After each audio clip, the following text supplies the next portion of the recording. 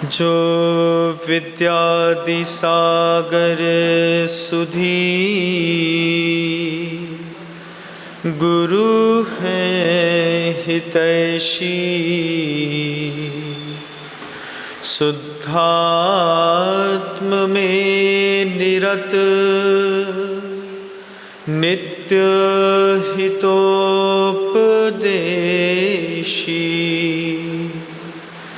वे पाप ग्रीष्म ऋतु में जल है सयाने, पूजूं उन्हें सतत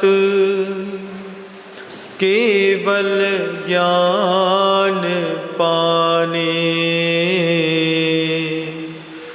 पूजूं उन्हें सतत केवल ज्ञान पाने। अहिंसा परमो धर्म की परम पूज्य आचार्य भगवंत गुरुदेव श्री विद्यासागर जी महाराज की, वर्तमान आचार्य परमेष्ठी गुरुदेव श्री समय सागर जी महाराज के, समस्त मुनि संघ की,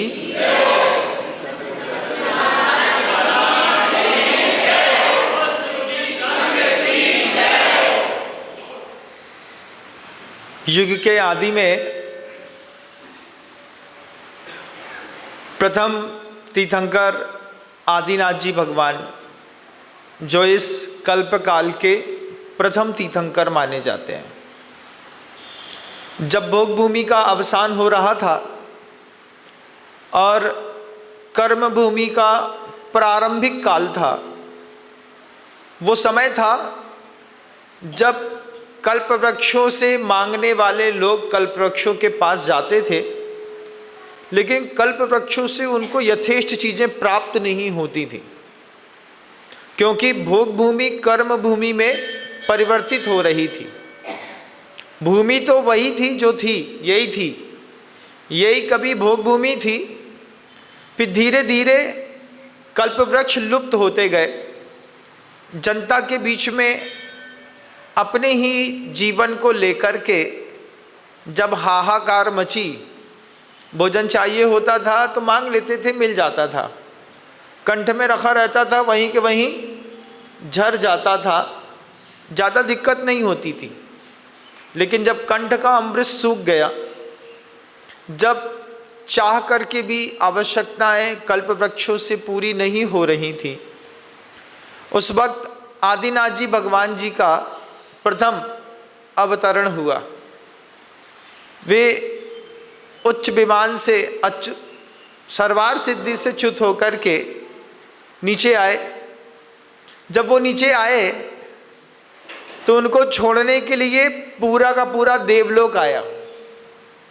किसी जीव के बारे में पता हो ये हमारे घर में दोबारा नहीं आएगा, तो फिर उसको छोड़ने पूरी दुनिया जाती है। जिस जीव के बारे में पता हो कि ये इस पूरे विश्व में दोबारा नहीं आएगा, उसको छोड़ने के लिए पूरा का पूरा देवलोक नीचे आया। तो अयोध्या में एक जबरदस्त कमाल हुआ। जो गर्भावतरण महोत्सव, जन्म महोत्सव मनाया गया, वो अद्भुत था। आदिनाथ जी भगवान जी आने के बाद जनता के लिए प्रथम तीर्थकर्ता और भर्ता दोनों हुए। कर्ता भी हैं और भर्ता भी हैं, हम ही तुमको पालेंगे। लोग हाथ जोड़ करके खड़े रहते थे, पूछते थे क्या करें, कैसा करें। तो आदिनाथ जी भगवान जी ने कोई नई संस्कृति की रचना नहीं करी। उन्होंने जो पूर्व से चली आ रही हुई पद्धतियां थीं, उन्हीं पद्धतियों को जनता के बीच में रखा। चूँकि उनके पास अवधि ज्ञान था, उनके पास 63 रिद्धियाँ जन्म से जिनके पास, मुनि बनने के बाद जिनके पास उपलब्ध हों, उनके पास वो साधना का चरम था कि अनादिकालीन प्रवाह में वे जिनके माध्यम से प्रवाह प्रवाहित रहता है, तो षटकर्म का उपदेश दिया। षटकर्म आप सबको पता है, असी, मसी, कृषि, शिल्प, वाणिज्य और विद्या। ये 6 षटकर्मों का उपदेश आदिनाथ जी भगवान जी ने दिया। और जो भोग भूमि से कर्म भूमि पर जीव थे, उनका प्रवाह शुरू हुआ। और आदिनाथ जी भगवान जी ने स्पष्ट शब्दों में कहा था कि इसकी भी निर्मलता बना करके रखना। असी की, मसी की, कृषि की, शिल्प की, वाणिज्य की और विद्या की, इसकी निर्मलता भी बना करके रखना, इसकी सुरक्षा भी बना करके रखना। और कालांतर में जैसे जैसे तीर्थंकरों का जाना हुआ, नए तीर्थंकर का आना हुआ, जहाँ सरल बुद्धि वाले लोग रहते थे, वहीं पर वक्र और जड़ बुद्धि के लोग पैदा होने लगे। आज वर्धमान स्वामी का यह जो शासन काल है, इसकी खासियत है, आगम ग्रंथ कहता है, जड़ बुद्धि के, वक्र बुद्धि के 2 तरीके के लोग पैदा होते हैं। बुद्धि में कुटिलता बहुत है, और क्योंकि वक्रता बहुत है और जड़ बहुत है, एकदम से किसी भी चीज को सीरियस नहीं लेते। कब सीरियस लेते हैं आप किसी भी चीज को? जब बिल्कुल जान पे पड़ जाती है, तभी हम सीरियस लेते हैं महाराज। इसके पहले आप क्या बोलते हैं? अरे हो जाएगा, हो जाएगा, हो जाएगा, हो जाएगा। लेकिन जब जान पे आ जाती है, तब आप क्या करते हैं? अब यार टू बी सीरियस। कब सीरियस? 4 सिलेंडर घर में खाली पड़े थे, कोई दिक्कत नहीं, लेकिन जब जान पे पड़ गई तो 8 घंटे लाइन में लग करके 4 भरवा करके लेके आए। पहले से भरवा लिया होता, अरे महाराज किसको पता था कि ईरान अमेरिका में युद्ध हो जाएगा, किसको पता था कि हमारे यहाँ क्राइसिस हो जाएगी। तो ये पंचम काल के आदमियों का इस तरीके का जीवन शैली है। समय पर सीरियस नहीं होते, एग्जैक्ट टाइम पर सीरियस होते हैं। और कुछ लोग एग्जैक्ट टाइम पे भी सीरियस नहीं होते, तो फिर वो फेलियर्स हो जाते हैं, क्योंकि लाइफ में फेलियर्स के अलावा कुछ और होता नहीं। असी, मसी, कृषि, शिल्प, वाणिज्य और विद्या, ये 6 चीजें थी। इन 6 चीजों में धीरे धीरे विकार आना शुरू हुआ। सबसे पहला असी शब्द था। क्षत्रियों के हाथ में तलवार दी और कह दिया तलवार चलाना है, लेकिन शौक के लिए नहीं। तलवार चलाना है परित्राणाय साधूनाम विनाशाय च दुष्कृताम। सबसे पहले काय के लिए चलाना है? साधुओं की रक्षा के लिए, सज्जन पुरुषों की रक्षा के लिए तलवार चलानी है। फिर वो तलवार हाथ की ना होकर के कई जगह की हो गई। मन की भी तलवार हो गई, वचन की भी तलवार हो गई, हाथ में रखी हुई तलवार भी हो गई। समय गुजरता गया और जिसको जब जहाँ मर्जी पड़ी वहाँ पर उसने तलवार चलाना शुरू कर दिया। आदिनाथ जी भगवान जी ने असी, मसी, कृषि, शिल्प, वाणिज्य और विद्या, ये 6 चीज़ों में क्षत्रियों के हाथ में तलवार दी और कहा कि साधु की रक्षा के लिए तलवार चलाना। धीरे धीरे जब काल बिगड़ा, तो बिगड़े हुए काल में हमारी जब मर्जी हुई हमने तब तलवार चलाई। घर के अंदर सबसे बड़ी प्रॉब्लम क्या है महाराज? मुंह की ऐसी तलवार चलती है कि सुबह होते साथ एक घाव यहाँ पड़ता है, एक यहाँ पड़ता है, एक यहाँ पड़ता है। और कैसी कैसी तलवारें हैं, तो कहते हैं आई मारनी तलवार के नाम है। जबान की जो तलवार चलती है, ऐसी तलवार चलाता है एक व्यक्ति घर के अंदर कि दूसरे के मन के अंदर ऐसा मान पैदा हो जाता है, हम आज के बाद मर जाएंगे, तुमसे कभी 1 रुपए ना मांगेंगे। ये क्या है? मान पैदा करने वाली तलवार। आपके घर में चलती है कि नहीं चलती? चलती है साहब। तो वही गुरुदेव का कहना था कि तलवार चलाओ भाई, कोई दिक्कत नहीं है, लेकिन किसी की रक्षा के निमित्त से। शौकिया तलवार मत चलाओ, शौकिया तलवार में घर में तलवारें चल जाती हैं। ऐसी तलवार चली शब्दों की, जुबान की तलवार, आई मारनी, ऐसा मान पैदा हो गया हम मर जाएंगे, तुम्हारे हाथ का नहीं खाएंगे। ये क्या है? ये अचानक कुछ नहीं हुआ, सिर्फ शब्दों की तलवार का खेल है। सुना तुमने, महारानी 9:30 बजे अपने कमरे से उठ कर के नीचे उतर रही हैं। ऐसा बोला, शब्दों की तलवार कान में चली गई। उसके बाद डिवाइन एंड रूल, दो को अलग कर दो और फिर आराम से रहो। मध्यम किस्सा, ऐसी तलवार चली, सुशांत सिंह राजपूत में क्या कर लिया? सुसाइड कर ली। वो भी किसी शब्दों की तलवार का खेल था। उसको किसी ने मारा नहीं, कोई भी कातिल दिखाई नहीं दिया, लेकिन कातिल था, लेकिन उसको देख नहीं पाया कोई। मध्यम किस्सा, दिल ऐसा टुकड़ा टुकड़ा हुआ, अच्छे से अच्छा व्यक्ति डिसॉल्व हो गया। फिर आचार्य कहते हैं भूयान वहन करा, ऐसी तलवार चलाई कि आदमी भ्रम में चला गया, समझ ही नहीं पा रहा है कि ये सही है कि ये गलत है। शब्दों की तलवार कितनी पैनी होती है, और आप घर के अंदर प्रतिदिन उसका उपयोग करते हैं। आचार्य भगवंत कह रहे हैं, आदिनाथ जी भगवान जी के 6 कर्म थे, असी मसी कृषि शिल्प वाणिज्य और विद्या। इसका आज भी सही उपयोग की जरूरत है। जब जहाँ लगेगी वहीं पर तलवार चलाएंगे, और जिस पर लगेगी सिर्फ उसी पर तलवार चलाएंगे। 2 नियम बड़े जबरदस्त होना चाहिए। मान लो हमारा आपका विरोध है, तो आपके ऊपर तो चलाएंगे, लेकिन आपकी पत्नी और बच्चों के ऊपर नहीं चलाएंगे।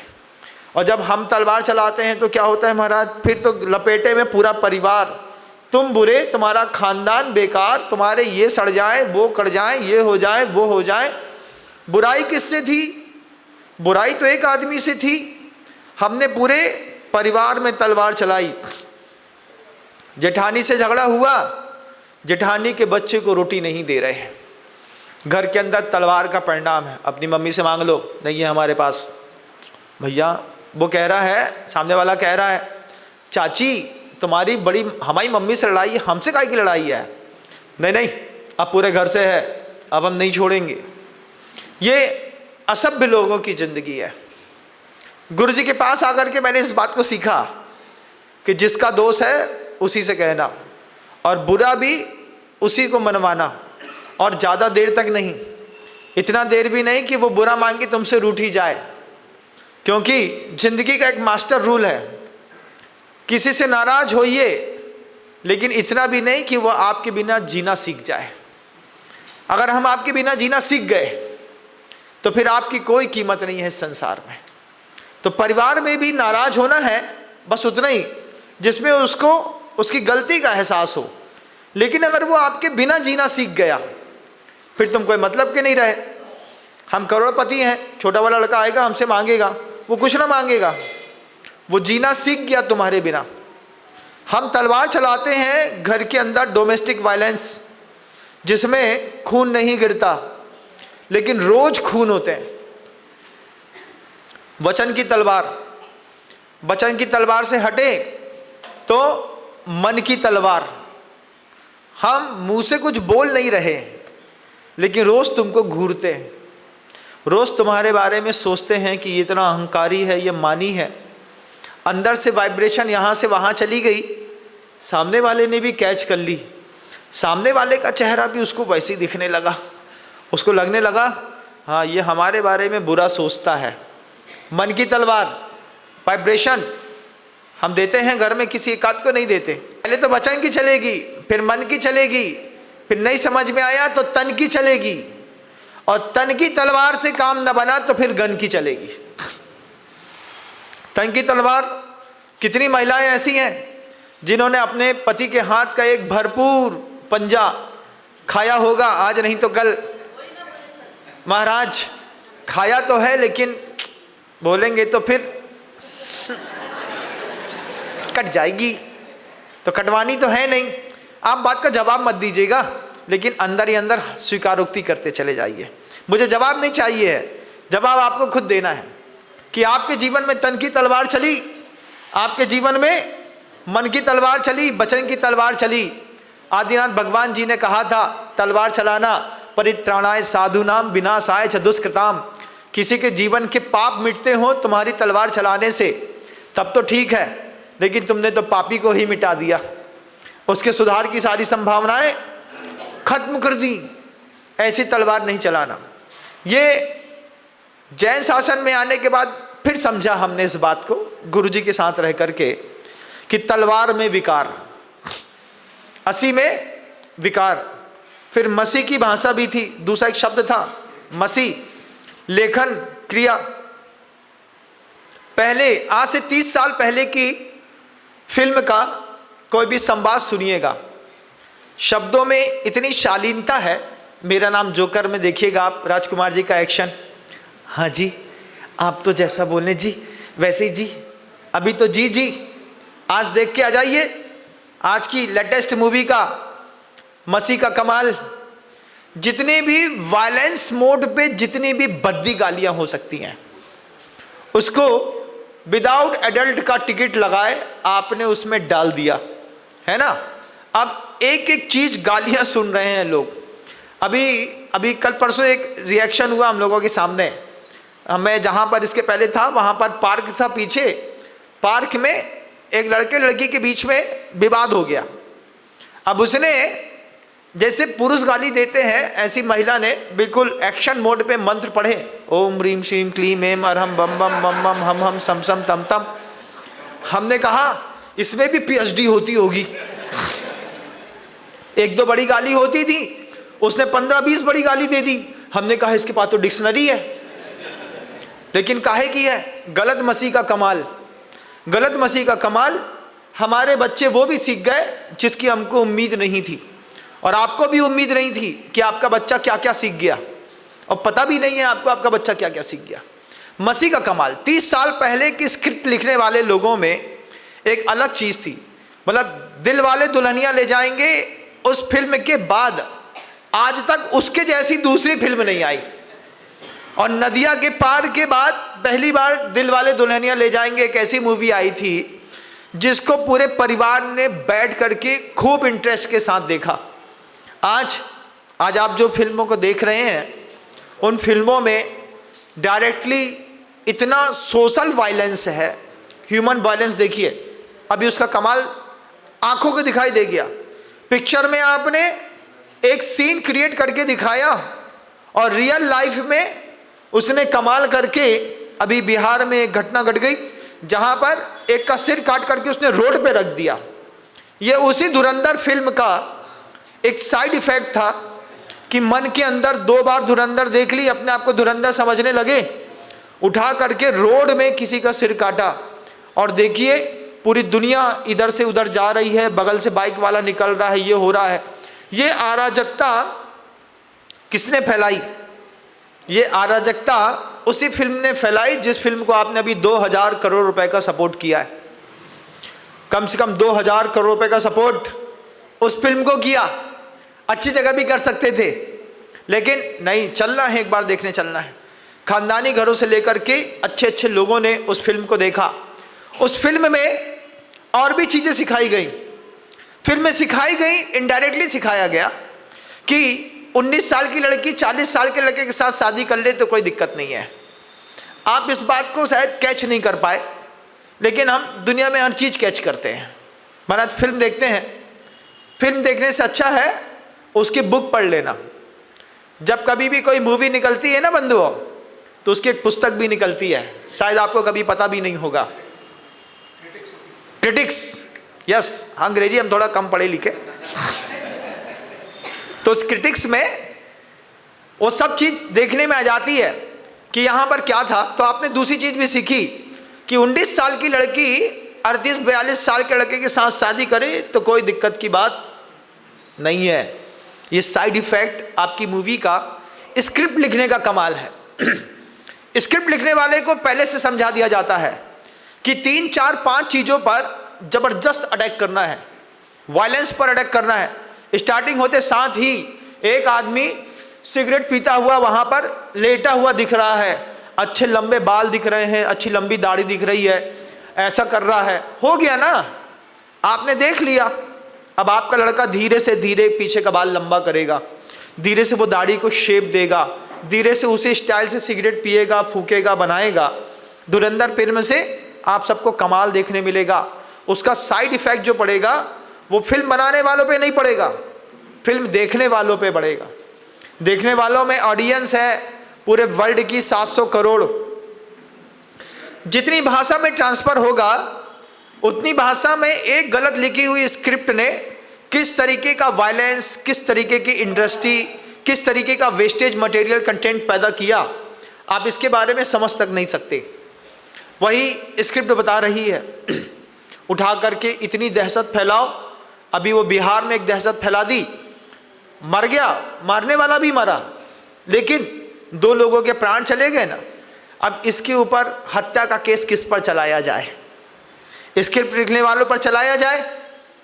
तो महाराज ह्यूमन राइट्स तो ऐसा कहता नहीं है, हमने तो बनाई थी और पहले भी हमने उसमें डिस्क्लेमर दिखा दिया था कि यहाँ पर इतना वायलेंस है, ये है, ऐसा वैसा है, और हमने उसमें ऑब्जेक्शन भी सर्टिफाई कर दिए थे कि 18 साल से कम उम्र वाला इस तरीके एक्शन मोड को ना देखें। लोग गए, लोगों ने अच्छे से देखा, अपना कॉमन सेंस यूज़ नहीं किया, उद्वेग में आए, डोपामिन बना, उठा करके एक की गलत उतार करके नीचे रख दी। आप सोचो एक गलत स्क्रिप्ट लिखने का दुनिया में क्या प्रभाव पड़ा। ये वही चीज़ें हैं, 80 कृषि, शिल्प, वाणिज्य, विद्या, इन 6 के ऊपर ही सबकी जिंदगी टिकी है। लेकिन इसको देखने का एक तरीका बदलना होता है। जब हम लोग दार्शनिक चिंतन करते हैं तो बस वो चीज़ दिख करके सामने आती है।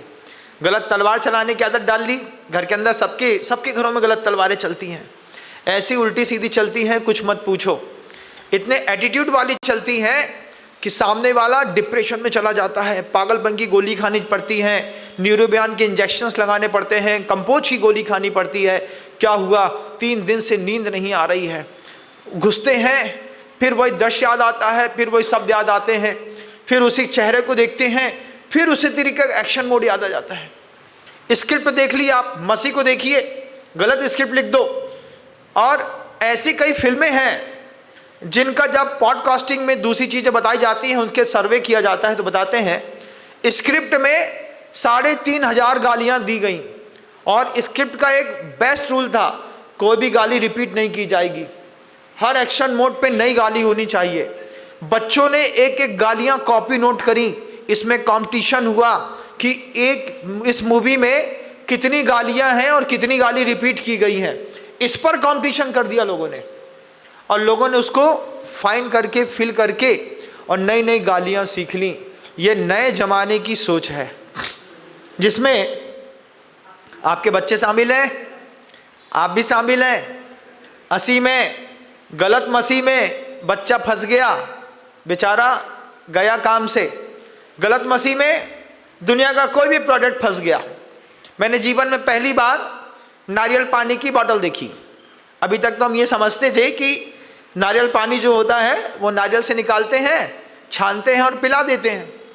अभी मैं किशनगढ़ में था, वो एक सज्जन ले आए 80 रुपए की बोतल, महाराज जी नारियल पानी है, इसका पानी पीने में इतना फ्रेश लगता है कि आप ओरिजिनल नारियल पानी का स्वाद भूल जाएंगे। हमने कहा बोतल दिखाओ, बोतल देखी, उसमें लिखा था कि इसमें 70% तो पानी है। समझिए, fresh water 70% plus fragrance plus coconut water. अब कोकोनट वाटर कितना डाला होगा, क्योंकि उसको नारियल पानी के नाम से बेचना है, 80 रुपए की बोतल बेचनी है, तो उसने नारियल पानी का फ्लेवर मिला दिया, नारियल का पानी मिला दिया, दिखने में बिल्कुल पानी जैसा, पीने में बिल्कुल नारियल के टेस्ट के जैसा, लेकिन एक भी पोटेंशियल स्टेट उसकी बिल्कुल भी नारियल पानी जैसी नहीं। फिर उसके बाद एक फाइन चीटिंग, उसी में छोटे छोटे अक्षरों में उसका सत्य लिखा है, लेकिन पढ़ने की फुर्सत किसको है। इसको इंडियन सर्कुलिज्म में फाइन चीटिंग कहते हैं। वो फाइन चीटिंग सब जगह होती है। डिस्क्लेमर, भाई ज़्यादा पढ़े लिखे अंग्रेजी है नहीं। अब वो फाइन चीटिंग में उन्होंने सारा सत्य लिखा है उसमें, लेकिन वो सत्य लिखा भी है और दिख भी नहीं रहा है। अब हम लेंस लगा करके तो ना देखेंगे कि क्या क्या लिखा है, भैया ये E17 का नंबर क्या है। तो हमने उसको उठाया, खोला, पिया और फेंक दिया। लोग खरबपति बन गए और हम कैंसर के पेशेंट बन गए। उस कैंसर के पेशेंट से दूसरे खरबपति बन गए, हमारा पूरा परिवार नष्ट हो गया। जब दुनिया में आए थे तब हमारे पास कुछ नहीं था, जिस दिन गए उस दिन भी संपत्ति के नाम पे कुछ नहीं पड़ा, खाया पिया कुछ नहीं, गिलास फोड़ा 12 आना, और जब गए तो हाथ खोल करके भैया राम नाम सत्य है बोले। एक कहानी खत्म हुई, अब एक नई कहानी शुरू हुई, नया बच्चा शुरू हुआ, नया बच्चा नई जिंदगी जी रहा है। और स्क्रिप्ट लिखने वाले जो राइटर्स हैं वो ऐसी ऐसी स्क्रिप्ट लिखते हैं आप सोच नहीं सकते। आपके पास फुर्सत नहीं है किसी लोगों के पास, लेकिन जिनके पास फुर्सत है वो सोचते हैं। अब देखिए, अभी तक लिव इन रिलेशनशिप था, अब एक नए शब्द आ गया सिचुएशनशिप। अभी कल ही मुझे दोपहर में बताया, महाराज सिचुएशनशिप में चल रहा हूँ। हमने कहा क्या है सिचुएशनशिप, क्या होती है? गजब अजीब सी शब्द है ना, सिचुएशन, उसमें सिचुएशनशिप में चल रहे हैं हम दोनों। मैं क्या है?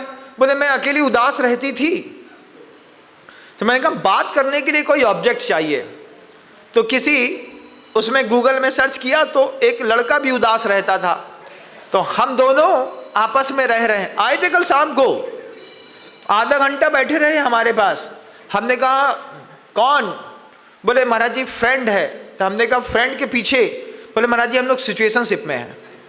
तो हमने कहा टॉपिक मिला, तो हमने कहा जनता को बताना तो पड़ेगा कि बच्चे सिचुएशनशिप में रह रहे हैं। हम पहली बार समझे लिखे, एक तो गांव देहात के हम रहने वाले, ऊपर से कम पढ़े लिखे, अब ऊपर से कोई सिचुएशनशिप बोले तो पहले हमने उसको पूरा पूछा, भाई इसका विस्तार से पोथी पन्ना कुछ समझाओ हमको।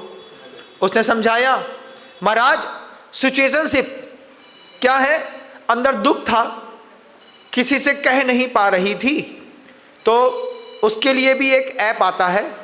उस ऐप में एक और दूसरे पार्टनर को ढूंढा, वो जॉली नेचर का था, उसके नेचर उसके पूरे हॉबिट के बारे में पता कर लिया। हम दोनों एक जगह पे जाकर के मिले, फिर हम दोनों साथ में घूमने गए, फिर हम लोग 8 दिन तक लगातार एक दूसरे के साथ में रहे, लेकिन हमारी रिलेशनशिप नहीं हुई।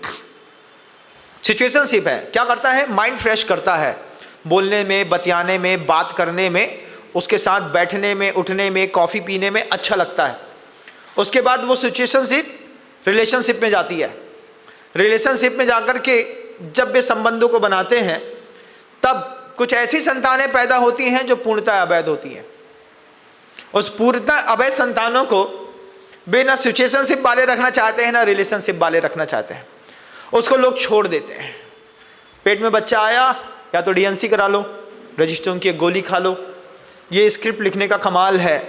आज नए जमाने के बच्चे नई स्क्रिप्ट पढ़ रहे हैं, नई स्क्रिप्ट पढ़ रहे हैं, नई स्क्रिप्ट गढ़ रहे हैं, नई स्क्रिप्ट लिख रहे हैं।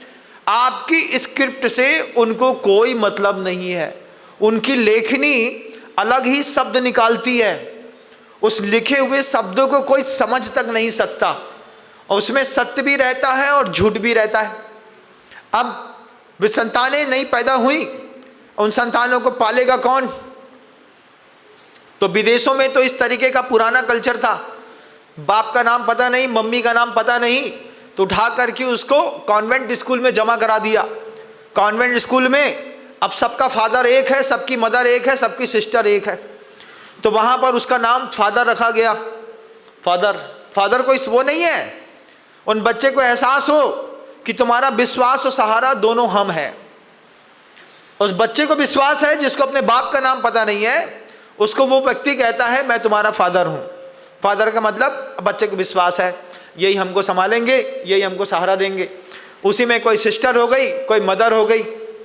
तो विदेशों में कल्चर तो चलता था, हमारे यहाँ भी कल्चर कन्वर्ट हुआ, हमारे यहाँ भी इसी तरीके की संतानें पैदा होने लगी। अवैध उठा करके फेंक दिया, जैसे कचरा फेंक देते हैं ना, ऐसा फेंक दिया। फिर हमने अभी एक छोटी सी पुस्तक आती है न्यूज एंड इवेंट्स, 7-8 रुपए की पुस्तक है कुल। महीने भर में नया क्या आविष्कार होते हैं उसको देखिएगा कभी उसमें। तो उसमें बताया क्या है, वेस्ट मैनेजमेंट। इस शब्द को लीजिएगा, वेस्ट मैनेजमेंट क्या है? कचरा प्रबंधन। इसके भी इंजीनियर होते हैं। Waste management engineer. आपने कभी सोचा भी नहीं होगा कि महाराज कचरा प्रबंधन में इंजीनियर होते हैं। होते हैं क्या? होते हैं। किसी ने कचरा प्रबंधन में इंजीनियरिंग नहीं करी होगी। फिर उस बुक में लिखा था, वो मैं जब पढ़ा तो पढ़ करके दंग रह गया कि कचरा प्रबंधन भी होता है। बोले हाँ, घर के कचरे का वेस्ट मैनेजमेंट करने वाले लोग अलग होते हैं। तो आपके यहाँ वो नीले हरे डिब्बे रख दिए ना, एक में गीला कचरा डालो, एक में सूखा कचरा डालो। कचरा प्रबंधन चल रहा है। उस सूखे कचरे से एक छोटे छोटे क्यूब्स बनाए जा रहे हैं और उसको जला करके और उसको आधा परसेंट मतलब 30% तक ईंधन उसका बड़ी बड़ी फैक्ट्रियों में यूज़ करना टू बी मस्ट कंपलसरी। ये वेस्ट मैनेजमेंट, घर का अलग, फैक्ट्री का अलग। फैक्ट्री के वेस्ट मैनेजमेंट वाले अलग होते हैं। फैक्ट्री का वेस्ट मैनेजमेंट वाले क्या हैं? अब मान लीजिए कोई रासायनिक पदार्थ निकल रहा है, इस रासायनिक पदार्थ को हवा में डालना है, मिट्टी में डालना है कि पानी में डालना है। तो पहले उसकी टेस्टिंग करते हैं, फिर वो तय करते हैं कि कम से कम हिंसा कहाँ पर होगी और वहाँ पर डाल देते हैं। लेकिन आपको पता होना चाहिए 95% फैक्ट्रियाँ अपना वेस्ट मैनेज करती हैं नदी में पानी में बहा करके। बहते बहते बहते वही नदी में रहने वाली जो मछलियाँ होती हैं, वही मछलियाँ उस पानी को पीती हैं, उस मटेरियल को खाती हैं, फिर उसके पावर्स घटते हैं, उसमें बीमारियाँ लगती हैं, उसको मांसाहारी लोग खाते हैं, उनको फूड पॉइजनिंग होती है, एक साथ 70 मरते हैं, 100 मरते हैं, 150 मरते हैं। इसका भी वेस्ट मैनेजमेंट। इसके लिए भी कार्मिक प्रबंधक जो लोग होते हैं, जिसको आप लेबर मैनेजर कहते हैं, भी इस पे समय समय पर आवाज़ें उठाते हैं। आप देखो कचरा प्रबंधन कहाँ कहाँ का है। हमने तो पहली बार पढ़ा भैया, है ना, अपन तो पहली बार सीख रहे हैं। हमारे साथ आप भी सीख जाओ तो आपका भी सौभाग्य होगा। फिर उसमें लिखा था पहले तो डोमेस्टिक वेस्ट मैनेजमेंट, फिर उसके बाद लिखा था फैक्ट्री वेस्ट मैनेजमेंट, उसके बाद लिखा hospital waste management. Hospital waste management क्या है? कोई सिरिंज है, उस सिरिंज को लगाया, अब उसमें किसी जानवर के कोई परमाणु या वायरस होंगे, इंजेक्ट किया होगा। मान लीजिए कि रेबीज़ का इंजेक्शन लगाया, उसको खुला छोड़ दिया, किसी बच्चे ने उठाया, उसको सूंघा या फिर उसको हाथ में लिया, उसको फुस किया, पानी की बोतल में डाला और उससे उसको इन्फेक्शन हो गया, तो एक बच्चे को ऑटोमेटिकली रेबीज़ हो गया, किसी को एड्स हो गया, किसी को VDRL पॉजिटिव हो गया, किसी को दूसरी और हेपेटाइटिस B, C, T और D और E हो गई। तो ये इससे क्या हुआ? देख, हॉस्पिटल का जो कचरा निकलता है, उस हॉस्पिटल के कचरे में बच्चे भी निकलते हैं। हॉस्पिटल के कचरे में सिरिंज बस नहीं निकलती, हॉस्पिटल के कचरे में बच्चा भी निकलता है। कभी तो DNC कराई होगी एक आध बार, है ना, कभी एक आध बार कैजुअलिटी हो गई होगी, या फिर आपसे ही गलती हो गई होगी। याद करिएगा, जब कहा किसी ने, डॉक्टर ने, कि पेट में बच्चे की धड़कन बंद हो गई है, फिर आपने उसकी DNC कराई, फिर उसका वेस्ट मैनेजमेंट हुआ, अंदर अतड़ियों तक पहुंचा करके चाकू से एक बार उसकी आंख फोड़ करके उसका इतना मटेरियल खींच के निकाला, एक बार में पंजा टूटा, एक बार में टांग टूटी, फिर एक बार में कलेजा निकला, फिर पीठ निकली, फिर सिर का बाल निकला। डॉक्टर ने 20 मिनट तक मेहनत करके पूरा साफ सुथरा करके आपको दे दिया, वेस्ट मैनेजमेंट। उसके बाद उस डॉक्टर ने उस मटेरियल को क्या किया, कभी देखा? नहीं देखा। उस मटेरियल का क्या करता होगा डॉक्टर? क्या करता होगा बताओ? क्या उसको उठा करके आपको धर्मात्मा जैसे उसका नमोकार मंत्र पढ़ के फेंकता है, जलाता है? क्या करता है? हम थे जबलपुर के मड़िया जी में, सामने मेडिकल कॉलेज है, मेडिकल कॉलेज के पीछे जंगल गए, जंगल की जगह नहीं मिल रही थी, तो वहाँ पर देखा कि 15-20 कुत्ते कचड़े से कुछ खा रहे हैं। जा कर के देखा तो एक बच्चे को खा रहे थे। इसको कहते हैं वेस्ट मैनेजमेंट। ये वेस्ट मैनेजमेंट में आप समझिए कितनी हिंसा है, और ये हिंसा उसी नई तरीके की कलम लिखने का कमाल है। जैसा हम सोचते हैं, जैसा हम देखते हैं, जैसा हम खाते हैं, हम वैसे बन जाते हैं। आप अच्छा देखेंगे, अच्छा सोचेंगे, अच्छा खाएंगे तो अच्छे बन जाएंगे। अब हॉस्पिटल के कचरा प्रबंधन में, वेस्ट मैनेजमेंट में निकलने वाली दवाइयाँ, निकलने वाले वायरस, इसका भी इंजीनियर होता है। उठा करके कोई दबा दे, ख़त्म कर दें, पूरी धरती खराब हो जाए, धरती खराब हो जाए, पानी खराब हो जाए, एटमॉस्फेयर खराब हो जाए, उससे 25-50 लोग और मर जाएं, तो उसके मैनेजमेंट के लिए भी हॉस्पिटल में देखिएगा कहीं भी निकलेंगे, दिन भर फिनाइल की बदबू आती रहती है। वेस्ट मैनेजमेंट, उसमें वेस्ट मैनेजमेंट कहाँ से गया, हुआ क्यों, पहले पूछो वेस्ट हुआ क्यों हॉस्पिटल में? हमारी आपकी प्रज्ञा अपराध के कारण, हमारे आपके सोच के कारण इस तरीके के अपराध हुए। जबकि पद्म पुराणकार ने अंतिम 100 पृष्ठों पर लिखा है कि कभी जीवन में तुमको गर्भपात नहीं कराना पड़ेगा, कुछ विधियों के प्रयोग जीवन में करना सीखो। 14 दिन के शुरुआत के 14 दिन के बाद ब्रह्मचर्य से रहना सीखो, उसके बाद सिर्फ 14 दिन पुरुषार्थ करो, संतान आएगी। अगर संतान नहीं चाहिए है तो शुरुआत के 14 दिन छोड़ दो, उसके बाद संतान के चांस नहीं रहेंगे। लेकिन इस तरीके की हिंसा तो नहीं होगी। ये बात हम कभी न देख पाए, न पढ़ पाए, न सीख पाए, न सुन पाए, न किसी ने हमको बताया। लेकिन कचरा प्रबंधन हो गए, बच्चे आपके कचरे प्रबंधन में आज नहीं तो कल गए होंगे बंधुओं। कोई नाली में पड़ा होगा, सुबह बहा होगा, कोई शाम, कोई रात को, कहाँ गिरा, कहाँ गुजरा, कहाँ से निकला, कोई कुछ नहीं जानता। छोटा सा शब्द पढ़ के आ गया वेस्ट मैनेजमेंट इंजीनियर का, उसने घर के कचरे को वेस्ट मैनेजमेंट कर दिया, बना दिया। उसने फैक्ट्री के वेस्ट मैनेजमेंट को सेटल कर दिया, हॉस्पिटल के वेस्ट मैनेजमेंट को सेटल कर दिया। उसके बाद कहानियाँ ख़त्म नहीं होती, कहानियाँ एक के बाद एक के बाद एक के बाद एक और बढ़ती बढ़ती बढ़ती बढ़ती चली जाती है। आप सोचो कहीं और का वेस्टेज मटेरियल हो सकता है क्या? ह्यूमन बॉडी का वेस्टेज मटेरियल, इसका भी वेस्ट मैनेजमेंट होता है। शरीर से क्या निकलता है? मलमूत्र निकलता है ना, मल निकलता है।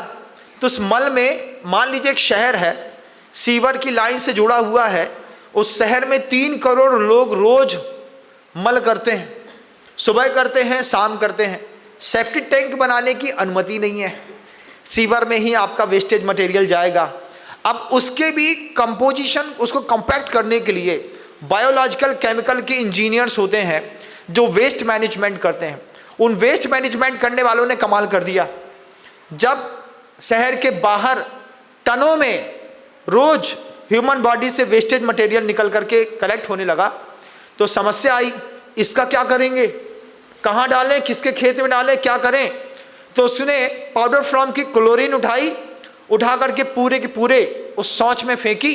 शौच पीली से सफ़ेद हो गई, उसमें 4 केमिकल और मिलाए, उसकी गंध गायब हो गई, गंध गायब हो गई, उसकी शौच काली से पीली से सफ़ेद हो गई। ये तो ठीक है, लेकिन अभी भी वो मटेरियल तो पड़ा है, क्या करेंगे उसका महाराज? तो उसने उसको उठाया, उठा करके फैक्ट्री में लेकर के गया।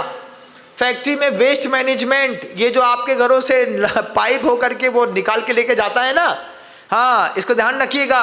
उसके बाद बायोकेमिक के स्टूडेंट ने कमाल किया, उसको उठा करके गुटके के पाउच में घुसा करके तुम्हारे मुंह।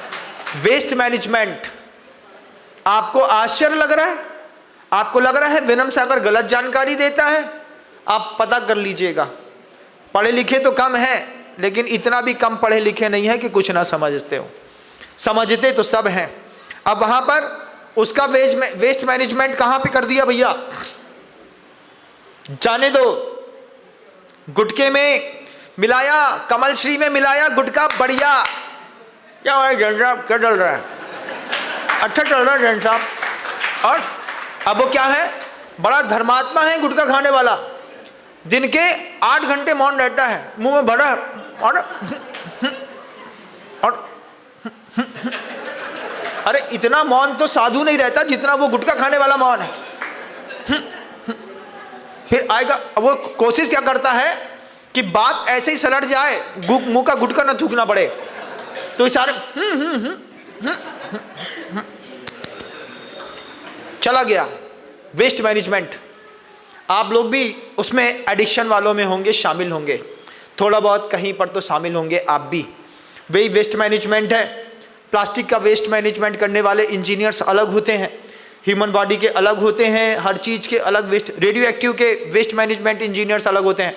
अभी भोपाल का कचरा निकाला ना, जब वो अमेरिकन की वो यूनियन कार्बाइड फैक्ट्री का, तो उसको कहाँ जलाएं, कहाँ डिस्पोज करें, तो उसके लिए क्या, अमेरिका से कचरा उठ करके भारत में वेस्ट हो जाने के लिए आता है।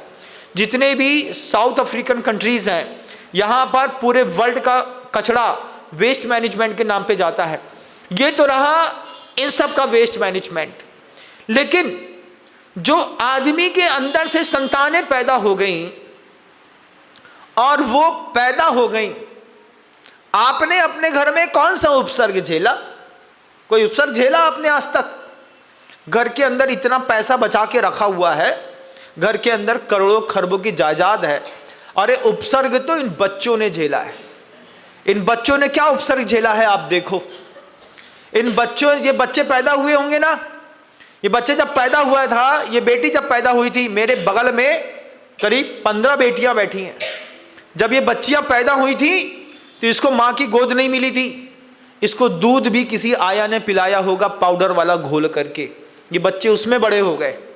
किसी ने उतारे हुए कपड़े दिए होंगे, उस उतारे हुए कपड़े पहन करके ये बच्चे बड़े हो गए। इनको ठंडी के दिनों में माँ की छाती की गर्माहट नहीं मिली, बाप के सिर का साया नहीं मिला, नया एक बढ़िया नारियल तेल का डिब्बा नहीं मिला, किसी माँ ने इन बच्चों की चोटी नहीं करी, किसी माँ ने टीका लगा करके आरती उतार करके इनको स्कूल नहीं भेजा। उपसर्ग किसने सहा?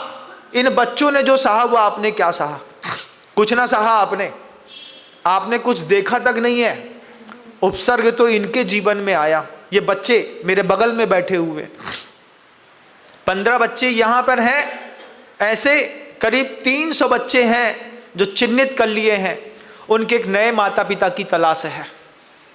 नए माता पिता बनिए आप भी, आपसे भी निवेदन है कि एक बच्ची गोद लीजिए। जो मुझे सोशल मीडिया पर लगातार देख रहे हैं उनसे भी कहूँगा, एक बच्ची गोद लीजिए। आपके जीवन में कोई उपसर्ग नहीं आया, उपसर्ग तो इन बच्चियों के जीवन में आया। इन बच्चियों को देखिए, इन बच्चियों के जीवन में जो उपसर्ग आया ये दुनिया में किसी के जीवन में नहीं आया। इन बच्चियों को माता पिता की गोद नहीं मिली, इन बच्चियों को गाय का दूध नहीं मिला, पाउडर का दूध पी करके बड़े हुए, दूसरों के उतारे कपड़े पी खा करके पहन करके ये बच्चे बड़े हुए।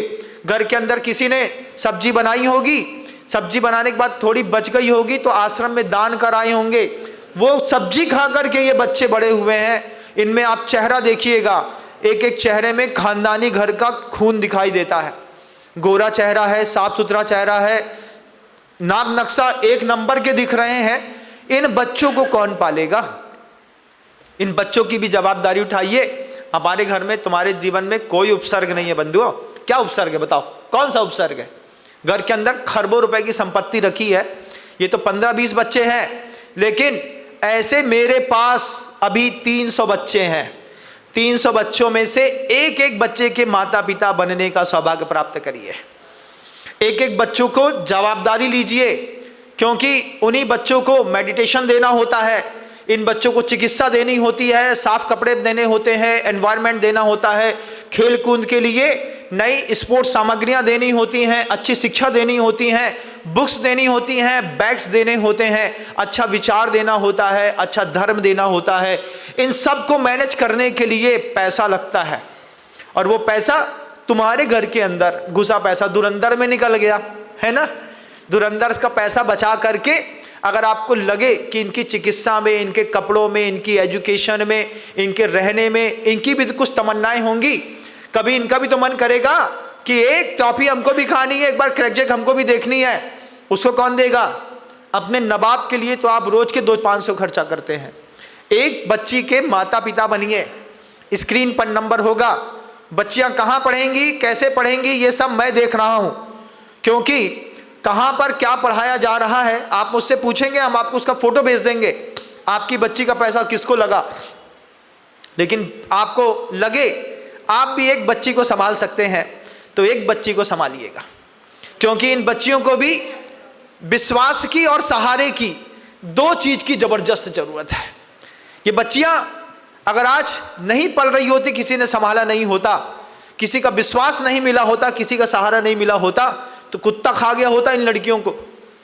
कुत्ता नहीं खा गया होता तो बेचने वाले, खरीदने वाले, फिरौत वाले अचानक आते, उठा करके ले गए होते, उंगली काट दी होती, आंख फोड़ दी होती, भीख मंगवा रहे होते इन्हीं बच्चियों से आप इसको देह व्यापार में झोंक दिया होता। जाकर के कलकत्ता की हीरा मंडी देखिएगा, कमाठीपुरा देखिएगा, जहाँ का बम्बई का, आपने सिर्फ मूवी देखी है, लेकिन हकीकत में ये बच्चियां उसी में घुस जाती। ये तो बच गई, सौभाग्य की बात थी। ये क्या था? ये लोगों के लिए तो वेस्टेज मटेरियल था, कचरा प्रबंधन था लोगों के लिए। दिख नहीं रहा था कि इतनी बड़ी जानदार चीजों को कचरा नहीं कहते। इसी में से कोई मदर टेरेसा खड़ी हो सकती है, सीता, सावित्री, द्रौपदी खड़ी हो सकती है। अगर आप संवेदन शून्य हैं, आपको धरती में रहने का कोई अधिकार नहीं है। आचार्य जी कहते थे, गुरुजी ने हम लोग को सबको सिखाया। गुरुजी कहते थे, अपना दुख अपना दिखे, बाकी के सब आंकड़े। आचार्य जी का एक हाइको है बंधुओं। क्या हाइको है? अपना दुख अपना दिखे। तुमको काय का दुख है? नई साड़ी नहीं आई, इस बात का दुख है। हमको बैंकॉक घुमाने नहीं ले गए, इस बात का दुख है। घर के में एक नया होम थिएटर बोला था, वो बनाए नहीं। घर के ऊपर स्विमिंग पूल बनाए नहीं, गाड़ी बदली नहीं, इस बात का दुख है। इसको दुख कहते हैं। जीवन की जद्दोजहद में पड़ी हुई 300 बच्चियां हैं, चिन्हित कर ली गई हैं। अगर आप ईमानदार हैं, दूर तक मुझे सुन रहे हैं, आपको लगे कि मेरे ऊपर भरोसा है कि महाराज सही बात कह रहे हैं, स्क्रीन में एक नंबर चल रहा होगा, उसमें फोन करके एक बच्ची के 8 साल के माता पिता बनने का सौभाग्य प्राप्त करिएगा। हर साल 1 लाख रुपए की राशि देनी होगी, 8 साल तक देनी होगी। बच्ची को 12th क्लास तक पढ़ाएंगे। उसके बाद आपकी दी हुई राशि में ही इन्हीं बच्चियों को कॉलेज की पढ़ाई के साथ खानदानी घरों में विवाह तक की जवाबदारी जो संस्था उठा रही है, वह संस्था में आप भी सहयोग करिए। नंबर स्क्रीन पर आपको नीचे दिखाई दे रहा है। जो लोग यहाँ सुन रहे हैं उनको मैं दिखाई दे रहा हूँ, इनको संभालिए, आपकी जवाबदारी है। उपसर्ग है इनके जीवन पर, इनके माता पिता के द्वारा किया गया उपसर्ग है, समाज के द्वारा किया गया उपसर्ग है, कर्म और प्रकृति के द्वारा किया गया उपसर्ग है। जियो और जीने दो का सूत्र अगर आप समझते होंगे, श्वेतांबर होंगे, दिगंबर होंगे, इससे कोई फर्क नहीं पड़ता। लेकिन अगर आप जियो और जीने दो का सूत्र समझते हैं, परस्पर उपग्रहो जीवा नाम का सूत्र समझते हैं, अगर आपके अंदर भी माँ की ममता है, करुणा है, दया है, तो एक बच्ची की जवाबदारी उठाइए। जिनके घरों में संतानें नहीं है, जो लोग कभी बच्चा पैदा नहीं कर पाई, वे भी एक जवाबदारी एक बच्ची की उठाइएगा। स्क्रीन पे नंबर आपका इंतजार करेगा। आप इस चीज की जो जरूरत है, ये जरूरत आज की चीज है। उपसर्ग है, घोर उपसर्ग मासूम बच्चों पर। उनके माता पिता ने छोड़ दिया होगा, किसी को रेलवे स्टेशन के किनारे छोड़ दिया होगा, किसी को कचड़े के डिब्बे में छोड़ दिया होगा, किसी को किसी के घर के सामने छोड़ गए होंगे, किसी को भरी ठंडी में छोड़ गए होंगे, किसी को कचड़े की झाड़ी में फेंक दिया होगा। एक बच्ची तो इसमें से कांटे के बीच में पड़ी मिली थी, कांटे में, बबूल के कांटों के ऊपर छोड़ करके माता पिता निर्दयी छोड़ गए। उनको दया नहीं थी, उनके पास भगवान वर्धमान स्वामी का सूत्र नहीं था। आपको तो सूत्र मिला है। पैसे वाले समाज जबरदस्त है, जैन समाज। ये प्रवचन जैन अजैन सब सुनते हैं। इस प्रवचन को अगर आपने पूरा सुन लिया हो, इस प्रवचन में अगर आपकी संवेदनशीलता जग रही हो, स्क्रीन पर नंबर पर एक बच्ची की जवाबदारी उठाइएगा। करोड़पति हैं, खरबपति हैं आप लोग, समाज के लोगों से भी कहूँगा, एक मंदिर 5 लोगों की जवाबदारी उठा ले कि साल का 5 लाख रुपए हम सिर्फ इस बच्चियों के विकास के लिए खर्चा करेंगे। हम 1000 बच्चियां खड़ी करके उनका पालन कर सकते हैं, हमारी सामर्थ्य है। स्टैंड शुरू करी है, अभी 300 बच्चियों के साथ पहला मिशन उठाया है। ये नए मिशन के लिए आप सबका सहयोग अपेक्षित है बंधुओं। जो यहाँ पर पत्थर दिल लोग बैठे हैं, जो कहें कि हमारी कोई जवाबदारी नहीं है, महाराज हम तो सिर्फ प्रवचन सुनने के लिए आए थे, ध्यान रखना ये प्रवचन तुम्हारे पाप का कारण बनेगा। पैसा वाले लोग अगर संवेदनशील नहीं होते हैं, संवेदनहीन कोढ़ी कहलाते हैं। कभी देखा सफेद दाग हो जाता है ना, तो उसमें सुई चुभाओ तो असर नहीं करता। ऐसे ही अगर मन में कोढ़ हो जाए तो साधु की गहरी से गहरी बात मन में असर नहीं करती। महाराज सब छोड़ सकते हैं, पैसा नहीं छोड़ेंगे। पैसा नहीं छोड़ेंगे तो तय कर लीजिए कि इन बच्चियों के लिए आप हर साल 2 जोड़ी कपड़े भेजेंगे। जवाबदारी लीजिए कि इनके लिए बुक्स भेजेंगे, इनके लिए पेन पेंसिल्स भेजेंगे, इनके लिए जूता चप्पल भेजेंगे। पैसे से सामान ही खरीदना है, पैसा किसी को इकट्ठा नहीं करना। इन बच्चों के नाम पे कौन पैसा कमाएगा? इन बच्चों के नाम पे कोई पैसा कमाना नहीं चाहता। हर आदमी परोपकार करना चाहता है। पैसे कमाने के हजार धंधे हैं, ये बच्चियां बचाने की एक कवायद है। एक बच्ची गोद लीजिएगा, 300 बच्चियों को पहले मिशन के तौर मैंने सोचा है उठाऊंगा, उठा रहा हूं। अभी 60-65 बच्चियों के लिए दानदाताओं ने अपनी स्वीकृतियां शहर से दे दी। बंधुओं, मन मेरा गदगद हुआ, आत्मविश्वास बढ़ा कि जब हम 65 बच्चियों के दानदाता 8 साल के ला सकते हैं तो 300 बच्चियों के ला सकते हैं। और अगर हम 300 बच्चियों के दानदाता ला सकते हैं तो भी हम 3000 बच्चियों को भी इस तरीके से उठा करके पाल सकते हैं। एक नई जागृति, जिए और जीने दो का एक नए सूत्र का शंखनाद भी करना हमारी आपकी दोनों की जवाबदारी है। ये कचरा नहीं है, कचरा वेस्टेज मटेरियल नहीं है, ये इंसान थे, इनके कर्म की मार ने इनको नीचे फेंक दिया। उठाना किसकी जवाबदारी है? हिंदू लोग बोलते हैं ना, स्वाश्रित जन को क्या बोलते हैं? वैष्णव जन तो तेने कहिए जे पीर पराई जाने रे। तुमको दूसरे की पीर दिख रही है? इन बच्चों को देखो तो एक बार चेहरा देखो इन बच्चों का। एक भी बच्चा न लगेगा आपको कि किसी बरौनी का लड़का है। इसमें जितना भी गोरापन दिख रहा है ना, ये अमीर घरानों के वीर की शक्तियां थी जो नाली में फेंकने वाली थी, किसी के गर्भ में आई और यहाँ पर आकर के इस तरीके का बच्ची का रूप बैठ करके खड़ी हो गई।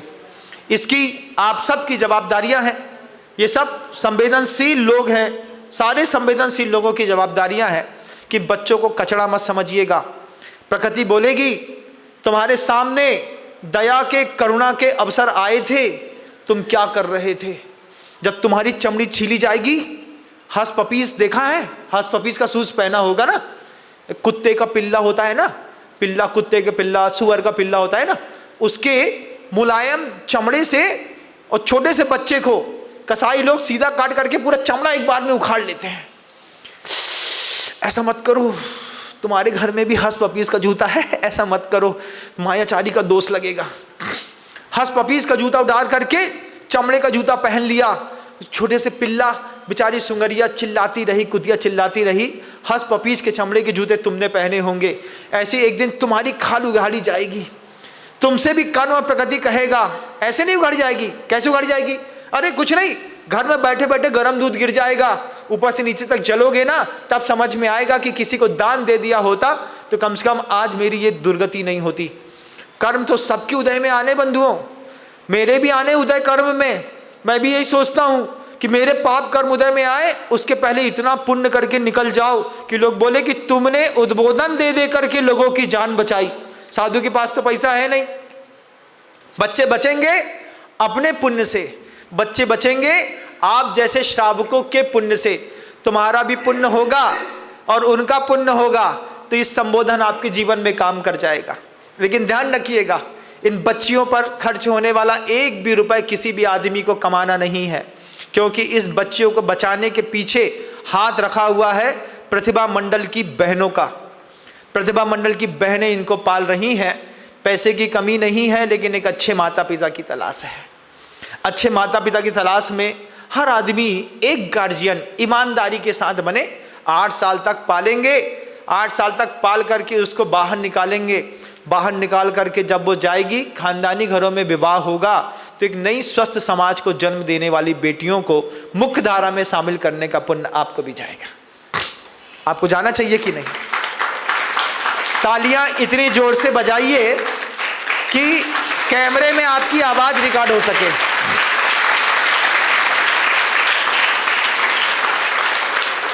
और जितने लोगों ने तालियां बजाई हैं, उन सबको एक एक बेटी भी गोद लेनी है।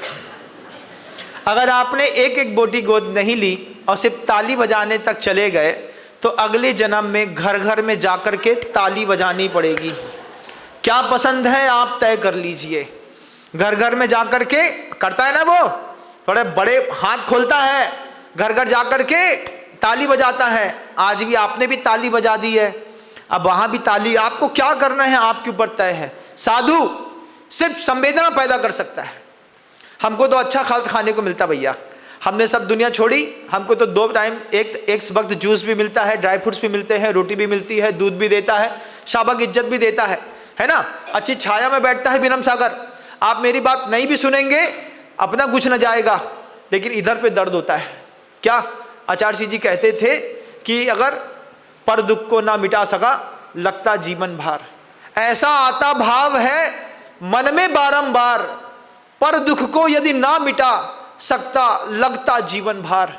हमारे पास सब था, हम दूसरे का दुख ना मिटा पाए। कैसी हीनता की बात थी। तुमने पैसा जुए में, शराब में, सट्टा में खर्च किया, तुमने पैसा दुनिया भर की दूसरी चीज़ों में खर्चा किया, लेकिन तुम एक बच्ची ना बचा पाए। अगर आपको भी लगे कि आप इस संवेदना में भागीदार बनेंगे, हमारा सहयोग करेंगे, मुहिम है, अभी 300 बच्चियों से शुरुआत करी है। अगले 7 दिनों में अगर मुझे 300 बच्चियों के दानदाता 8 साल के मिल गए तो ये मुहिम 1 साल में 3000 बच्चियों को मैं पाल करके आपको दिखाऊंगा। आप 1 साल के बाद इसका रिजल्ट देखिएगा और आप बोलेंगे कि मंदिर निर्माण से भी ऊंची कवायद एक नई चालू करी गई है। बेटी बचाओ की एक अभयदान योजना वर्ष निकाला। मैंने खुद अपने आप से कहा कि आचार्य भगवंत गुरुदेव विद्यासागर जी महाराज जी के उस समाधि में हम जैसे साधु क्या दे सकते हैं, तो एक अभयदान महोत्सव वर्ष मना सकते हैं। अनुदान दान नहीं, अभयदान। एक बच्ची को अभयदान, एक बच्ची निश्चिंत होकर के एक स्थान पर पढ़ करके 8 साल निकल जाए, आपको अभयदान का पुण्य लगेगा। एक बच्ची अहिंसक हो जाए, मांस खाना छोड़ दे, आपको अभयदान का पुण्य लगेगा। इस अभयदान पुण्य महोत्सव में आप शामिल होइएगा। सब लोग संपन्न हैं, हर गली गांव कूचे में, हर शहर में ये प्रवचन सुना जा रहा है। अगर आप सुन रहे हैं, स्क्रीन पर हमारे विश्वास पात्र दीपक विदिशा का नंबर मिलेगा, उसमें फ़ोन करके कहिएगा आप हमें QR कोड और एड्रेस भेजिए। वो आपको QR कोड और एड्रेस भेजेगा, आप उसमें राशियां भेजेंगे, आपको रसीदें पहुंचेंगी और एक बच्ची को संभालने का आप भी सौभाग्य प्राप्त कर पाएंगे। आपका जीवन भी सुखद बने। भावनाओं को विराम देता हूं। गुरुदेव श्री विद्यासागर जी महाराज की, गुरुदेव श्री समय सागर जी महाराज की।